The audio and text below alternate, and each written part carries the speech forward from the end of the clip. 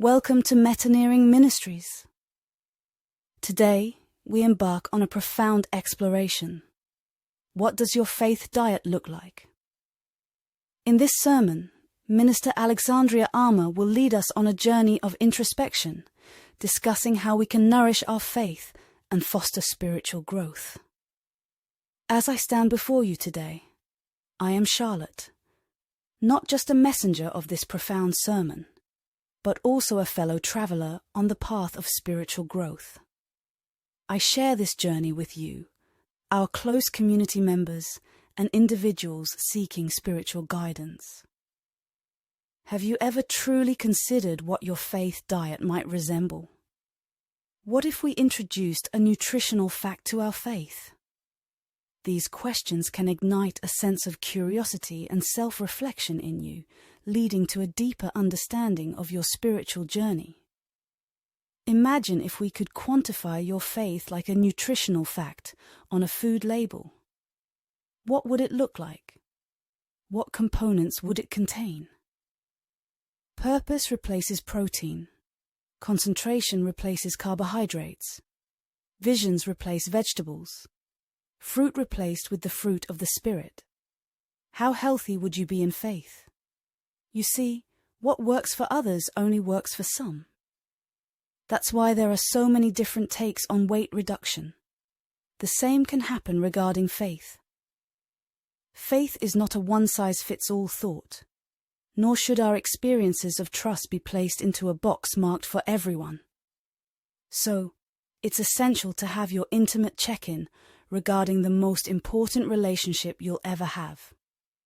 Your purpose is your why, the fuel behind and within your drive. It strengthens and stretches you. You could do it all day, night, and for the rest of your life.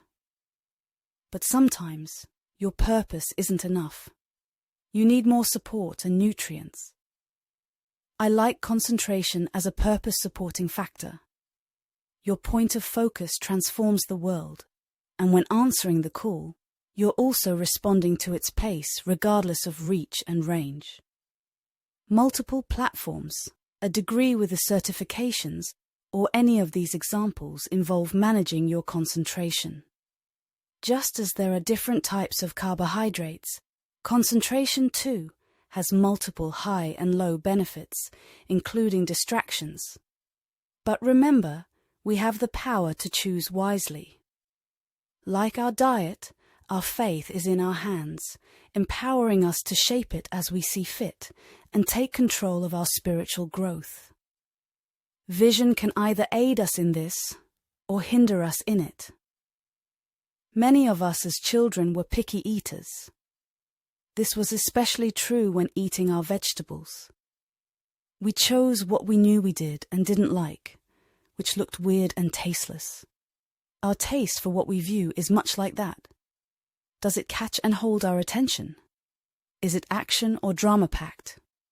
Romance or historical?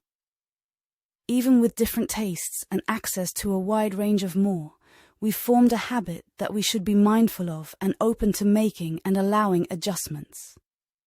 Imagine trading a vegetable for fruit, not just any kind, but one specific to our needs. The fruit of the Spirit is love, joy, peace, forbearance, kindness, goodness, faithfulness, gentleness, and self-control. Galatians 5:22-23, NIV Craft. The right portion you can manage and see how it works. This message instills a sense of hope, reminding you that with the right effort and focus, your faith can not only grow but also flourish, bringing you closer to your spiritual goals. Ministries. Thanks you for watching. We hope to see you here again every Monday for Sermon Mondays at 7 a.m. Mountain Standard Time. Please subscribe, like, comment and share.